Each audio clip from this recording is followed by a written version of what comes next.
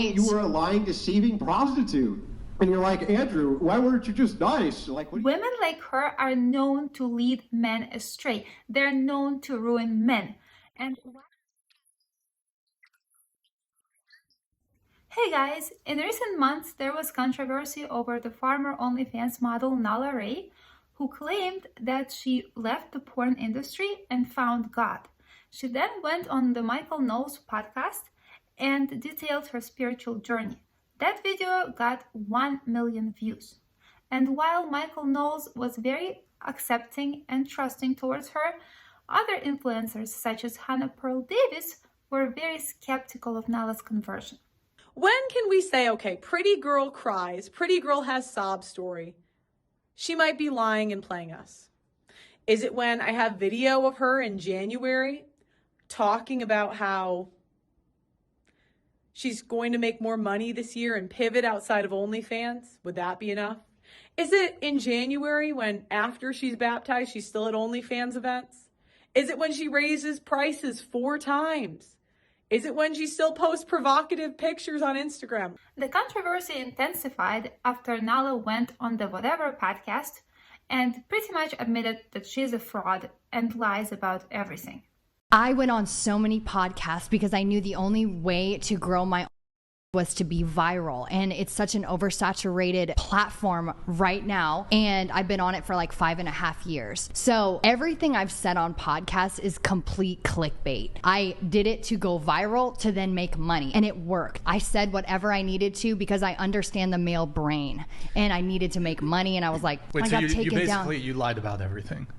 Yeah, pretty much. And even after that, Michael Knowles defended her by saying that this doesn't necessarily mean that she lied. So the online community is pretty much divided over this issue. The question is not just who is right in this particular situation. The question is, should we as a society accept and welcome former prostitutes and porn stars with open arms? Or maybe we should assume that they might be lying. Not even degrading, but like when I came on last, you were so hostile towards me and what I did. And there was no love in your heart from me. That was good. So as a Christian, you think it's okay. You were a lying, deceiving prostitute. And you're like, Andrew, why weren't you just nice? Like, what are you talking about? She's speaking to Andrew Wilson, who was highly critical of Michael Knowles for supporting Nala. Let me just say that Michael Knowles is like one of my favorite people out there. I really like him. I just happen to disagree with him on this one issue.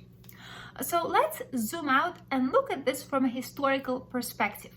Just 200 years ago, if a woman had an affair or a child out of wedlock, she was done, right? People would spit at her, she would be ostracized, nobody would ever respect her again. And this was Western society. So we go from judging people for relatively minor sexual transgressions to being like, oh, you did prostitution and pornography for like 5 years. You know what? It's okay. Don't worry about it. We will still love you and respect you. We go from being overly harsh and judgmental towards people who did deserve understanding and compassion to being understanding and compassionate towards people who really don't deserve it. What I'm saying is both are unhealthy extremes. Just like in the past, there was no reason to drive women to suicide just because they had an illegitimate child. So is now there is no reason to accept porn stars. There must be a normal and healthy middle ground somewhere. But what do we say to this argument? It strikes me that if one is going to err, one should always err on the side of grace. Because you have to ask yourself, what is the end that we're seeking here?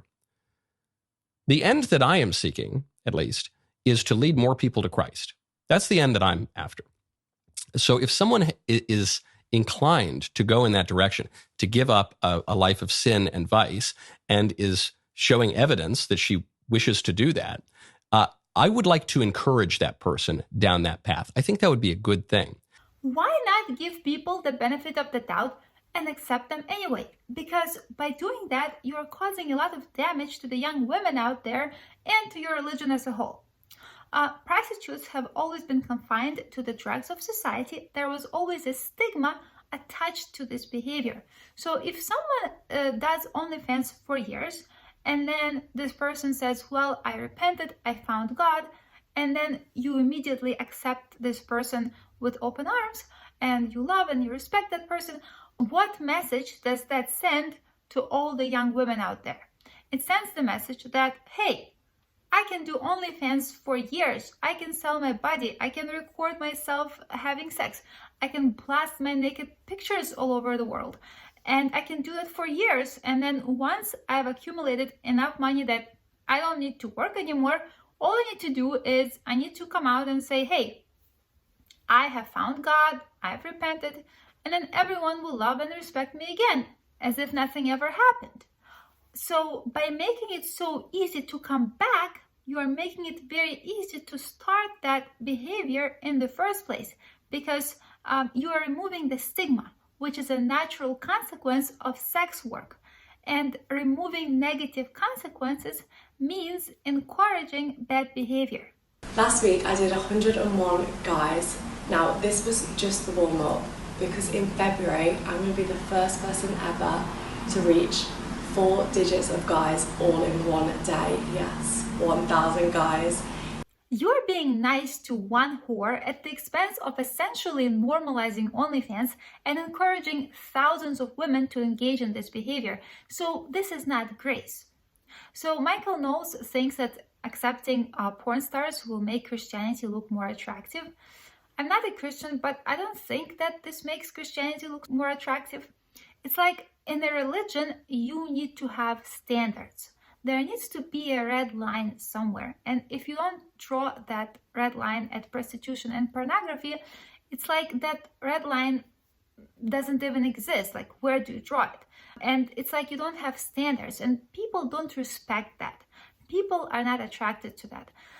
On top of that, I can't imagine women being too excited to go to church with their husbands or adult sons, knowing that they might meet Nala there, or someone like Nala.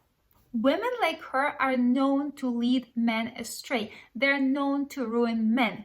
And while it's nice to give people the benefit of the doubt and assume that they have changed their ways, do you really want to take chances like that with your own family? You know, all these influencers on the left who like to be inclusive, their argument for including men into women's sports and women's bathrooms is that they're trying to be compassionate and understanding. My amendment would require a report on the impacts of this bill on all female athletes, since categorical bans on trans women harm all women. That is why women's organizations across the country, including the Women's Sports Foundation, have denounced categorical bans on trans athletes for promoting fear, dangerous stereotypes, unfair scrutiny on high-performing female athletes, and sex discrimination based on misinformation. Saying it makes them feel really good about themselves. And in the meantime, real women end up in the hospitals, their dreams ruined as a result of having to face biological men in their sports. There's a similar thing happening on the right, with people like Michael Knowles trying to include porn stars. They're virtue signaling, making themselves feel like good Christians. And in the meantime, they're allowing wolves in sheep's clothing to infiltrate their community. Good. I have a question. It's good that I Didn't pointed Jesus out, wash like, the feet of prostitutes or something? So this is an argument that a lot of Christians are making, right? So if Jesus could wash the feet of prostitutes, then we can forgive porn stars. Number one, Jesus did not wash prostitutes' feet. There's a story in Luke chapter 7 where a sinful woman comes to Jesus and she washes his feet with her tears, shows repentance, and then he tells her that her sins have been forgiven. Now, can we really superimpose this story onto the modern world?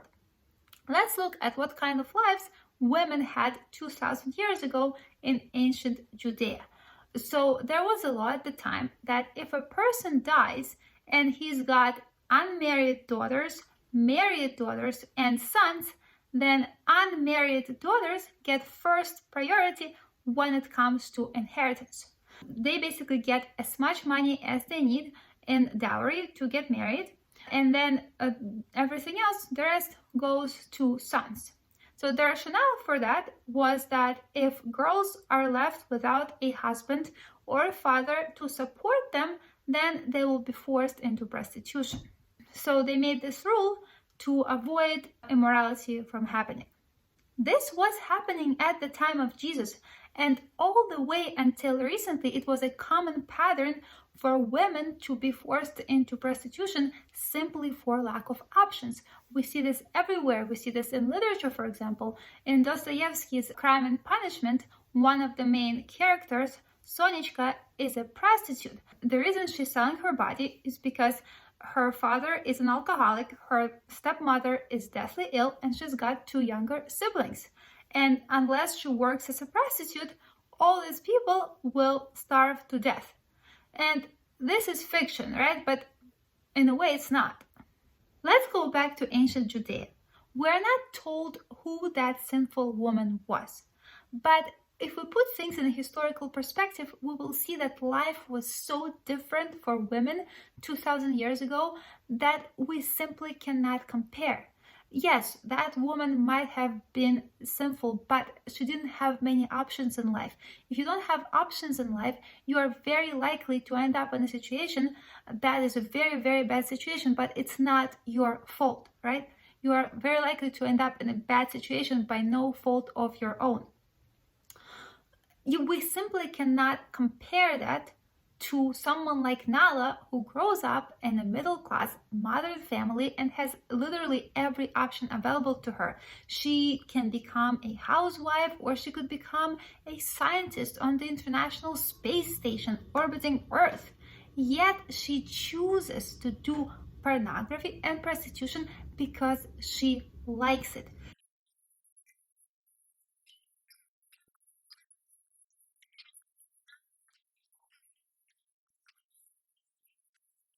You can't compare it to someone living 2,000 years ago at a time when if you don't have a man to support you, you have to choose between starvation and prostitution.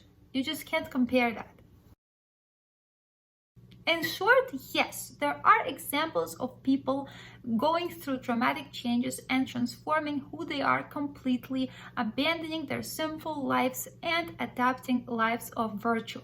That has happened, but such transformations are rare. They are not rules, they are exceptions. So at the very least, we need to be cautious and suspicious of people who claim to have gone through transformations like that. And yes, it is perfectly reasonable to be suspicious of people who have done disgusting things for literally years. Nobody is entitled to unconditional trust, especially not ex-porn stars. So for people in Nala's situation, I would give them a trial period. Let them prove themselves. Let them prove that their accounts on porn sites have been completely deleted. Let them prove that they're not continuing to make money from previous uploads. Let them donate all the millions that they illicitly earned through porn to charity, except for the minimum that they need to lead a modest lifestyle. Let them prove that they're modest, that they engage in charity and community work, because it's their actions repeated over a long period of time that caused people to lose trust in them. Now they need to actively do something to regain that trust and to repair that. And it can't be immediate.